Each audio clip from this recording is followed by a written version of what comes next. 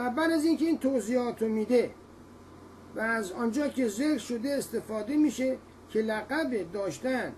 به زی مثل ذوالقرنین راجع به ملوک یمن بوده و در غیر آنها مانند ملوک روم دیده نشده. پس ذوالقرنین اینجا نتیجه میگیره به اصطلاح ذوالقرنین از ملوک یمن بوده و تاریخ بعضی از ملوک یمن را به نام ذوالقرنین یاد کرده. ولی آیا ذوالقرنینی که در تازی‌نامه بیان شده همان ذوالقرنینه یا نه؟ و من جواب ما اینه که خیر، چون این ذوالقرنینی که در تاریخ از او یاد میکنن قریب العهد به زمان رسول الله و قرآن بوده و نامی اسد یا چنین خصوصیاتی و نیز نامی از سفرهای او در تاریخ نبوده مگر در اخباری که از قصه بردازان ذکر کردن. و ابن خلدون تمام این اخبار را هم تکذیب کرده و آنها را به نشانه‌های مبالغه و گزافگویی متهم کرده. یعنی دیگه ما نمیتونیم سخنهای ابن خلدون رو، نوشته‌هاش رو نادیده بگیریم و با ادله جغرافیایی و تاریخی آنها را نقض میکنه. و میرسیم به شخصی که هندی بوده، سر احمد خان هندی در باره ذوالقرنین اینجوری میگه و اخیراً سر احمد خان هندی گفته که ذوالقرنین کوروش که یکی از پادشاهان هخامنشی بوده و تاریخش از 560 سال قبل از میلاد تا 539 سال قبل از میلاد است می باشد. تازه داریم میرسیم به یک حقایق واقعی و اوست که تأثیر امپراتوری ایرانی را نموده است و بین مملکت فارس و ماد را با هم ادغام میکنه و بابل رو به تصرف در میاره و یهود رو اجازه داد تا از بابل به اورشلیم برند، بازگشت کنند و در بنای هیکل یهود مساعدت کرد و مصر و یونان را تسخیر کرد و تا مغرب جلو رفت و سپس به سوی مشرق رفت تا آخرین نقاط معموره رسید. و این شواهدی هم دیگری هم است از ابوکلام آزاد درباره نظریه سر احمد خان هندی. حالا دیگه همه اینا اومدن شدن نظریه ده و این مدعی را محقق خبیر باعث ابوالکلام آزاد پذیرفته، حالا لااقل یکیشون اومد قبول کرد و برای تبیین و توضیح آن نهایت کوشش را به عمل آورده است. اولا اوصافی که در قرآن یا تازی‌نامه درباره ذوالقرنین بیان کرده بر این ملک عظیم منطبق است، از ایمان به خدا و توحید و عدالت در بین رعیت و با رأفت و رفق و احسان با آنان رفتار کردن و با اهل ظلم و ستم به مجازات و سیاست رفتار کردن و خداوند سررشته همه امور را به دو سپرده. ولی اینجا هم میبینیم که این با وجودی که سعی میکنه این رو تایید بکنه، آخرش میخواد به یه نحوی اونو به این اللهشون بچسبونه. آقا کجای الله شما نسبت به این گونه مسائل عدل و نمیدونم رعایت انسانیت رعایت میکرده؟ کجای الله شما اصلا اهمیت میداده که جون انسان چه معنی داره؟ خب ما اینو در تازی‌نامه داریم به وضوح میبینیم، اما باید اون آخر این نیش خودشون رو بزنن که وصلش کنن به الله خودشون. و بعد هم میگه و او جامع بین کلمات دین و عقل و فضائل اخلاق و بین عده و قوه و شوکت و ثروت و مطاوعت مردم و پذیرش اسباب و امور بوده است. اسباب اینجا به معنی مدیریت بود استفاده میشه.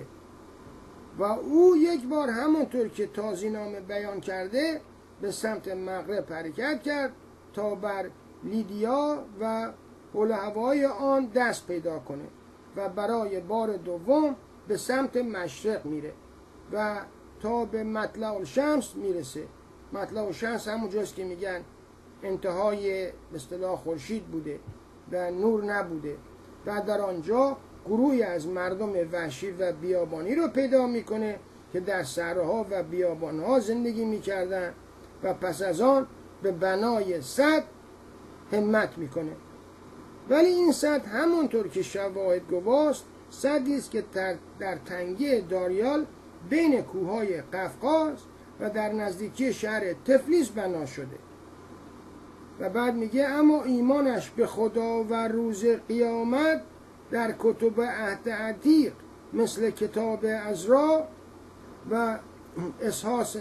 بخش 1 یا بند 1 و کتاب دانیال اصحاح بخش بند 6 و کتاب اشعیا بند 44 و 45 هم اومده. و با قطع نظر از وحی الهی یهود با همان عصبیت مذهبی که دارن مرد مشرک مجوسی و یا وثنا را هیچ وقت نمی پرستیدن و یا سپاس نمی کردن. پس اگر این کوریش چنین مردی بوده او را مسیح خدا و مهدی موعود و راعی پروردگار نمی گفتن. علاوه بر اینا نقشا و نوشتجاتی که از زمان داریوش به خط میخی کشف شده است و بین کوروش و داریوش به قدر 8 سال فاصله است دلالت بر این میکنه که کوروش مشرک نبوده و معنی ندارد که بگوییم در این زمان کوتاه عقیده درباره کوروش تغییر کرده و بعداً او را به عنوان مردی مؤمن و موحد ستودند. و اما فضائل نفسانی او کافی است که به اطلاعات و سیره او که درباره سیره او رجوع بشه که چگونه با طاغیان و جبابره و که برهانها خروج کرده بودند یا او با آنها محاربه کرده یعنی جنگ کرده مانند پادشاهان ماد و لیدیا و بابل و مصر و طاغیان بیابانها در رفتار بکتریا که بلخ است یعنی در اطراف بلخ می جنگیده و چون بر قومی غلبه میکنه از مجرمین آنها مجرم کردن آنها میگذره و اونها را عفو میکرده و با آنها رحم و شفقت میکرده و ضعیفان رو خیلی کمک میکرده. ولی مفسد و خائن رو هم با سیاست میکرده یعنی باشون رفتار جدی انجام میداده. کتب عهد قدیم از او تجلیل میکنند و طایفه یهود او را با شدیدترین درجات احترام محترم میدارند چون آنها را از اسارت بابل که توسط بختالنصر نبوکدنضر انجام گرفته بوده و معبدشان را خراب کرده بود آزاد میکنه و به شهرهای خودشان میبره و اموال بسیاری هم برای تجدید بنای هیکل با آنها داده میشه و نفایس غارت شده هیکل را که در خزائن شاهان بابل بوده با آنها میده و این نیز شاهدی است بر آنکه ذوالقرنین همان کوروش است. پس اینجا نتیجه گرفتیم از آنچه که بیان کردیم شکی نباید در ما باشه که ذوالقرنین همان کوروشه و این سلمان فارسی است که عمدن و سهوا این کار را انجام میده که رد پای خودش کاملا به وضوح در تازی‌نامه گنجانیده بشه وگرنه محمد چنین شعوری رو نداشته. و چون سوال از ذوالقرنین در تازی‌نامه همطور که در روایات اومده به تلقین یهود بوده و در لغت عبری هم و عربی هم به یک معنی است، این رو هم توجه کنید. و مورخین یونان قدیم مثل هرودوت و غیره با آن که دشمن ایران و پادشاهان ایران بودند او را به شهامت و دلیری و مهربانی و خوبی قلب و داشتن احساسات انسانی و غیره و رفعت و این چیزا او را تمجید میکنن و اما نامیدن کوروش به ذوالقرنین گرچه تواریخ از این معنی خالی است، اما مجسمه سنگی او که اخیراً در مشهد در جنوب ایران به دست آمد تمام دریچه‌های شک و تردید را بر ما مسدود میکنه که کوروش همان ذوالقرنین است. این مجسمه بنابر گفتار دیلافوای نمونه بسیار پرارزش و گرانبهایی از حجاری قدیمه که با بهترین مجسمه‌های یونانی برابری میکنه و یگانه نمونه از هنر آسیایی است. این مجسمه که در زمان اردشیر ساخته و نصب شده و از چندین بار علمای بزرگ آلمان فقط به قصد تماشای آن به ایران آمدند، در قرن 19 میلادی در مرغاب کشف شد. امیدوارم که این سند بسیار بسیار بزرگ و عظیم در داخل ایران از بین نرفته باشه و این تازیان خوناشام جمهوری ننگین اسلامی این سند بسیار بسیار مهم تاریخی رو از بین نبرده باشند. این مجسمه به قدر و قامت انسان است و کوروش را در وضعی نشان میده که دو بال بزرگ و دو بال عقاب از دو سمتش باز شده و دو شاخ به صورت شاخهای قوچ روی سرش است و شاخها در دو طرف سر نیست، بلکه در وسط سر و پشت سر هم قرار دارند و خود تازی‌نامه هم اتفاقا به همین اشاره میکنه. حالا ما بعداً آیش رو برای شما هم خواهیم خوند و با همان لباسی که شبیه شاهان بابل بوده تنش هست. این مجسمه بدون تردید ثابت میکنه که تصور معنای صاحب دو شاخ بودن ذوالقرنین در نزد کوروش و در تفکر وی وجود داشته است و بدین جهت در تصویر مجسمه به صورت دو شاخ حکاکی شده. دو شاخ در وسط سر رویده شده و از رستنگاه واحد، یعنی از اونجایی که به وجود آمده، یکی از شاخها به طرف جلو و دیگری به پشت سر رفته. این همون کلاهخودی است که کوروش در زمان جنگ همیشه بر سر میگذاشته. اینو من میگم البته. و این تقریب به گفتار بعضی از تاریخ نویسان که میگفتن ذوالقرنین را بدین لقب نامیدن چون که در سر او تاج یا کلاه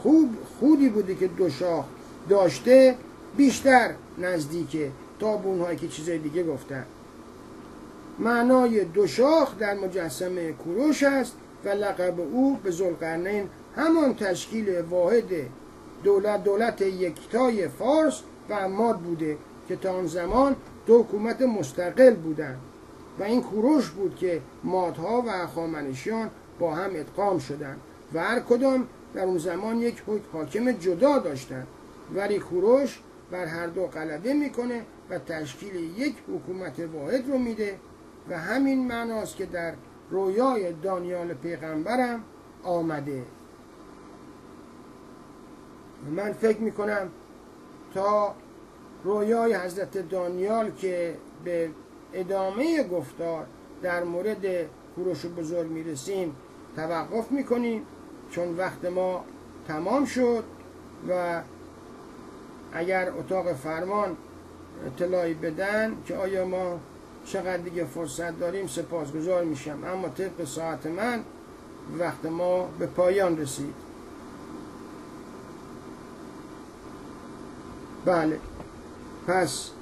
من تا اینجا برای شما بازگو کردم و در هفته آینده از خوابهای یا رویاهای حضرت دانیال که در مورد کوروش صحبت کرده با شما گفتگو خواهم کرد و درباره همین قرارداد محمد و سلمان فارسی هم باز هم به طریق کوتاهی گفتمان خواهیم کرد و بعضی دیگر از مسائلی رو که مربوط به اثبات اون میشه درباره‌اش گفتمان خواهیم نمود. من همه شما را به اهورامزدا می سپارم، پروردگار جان و خرد، پاینده ایران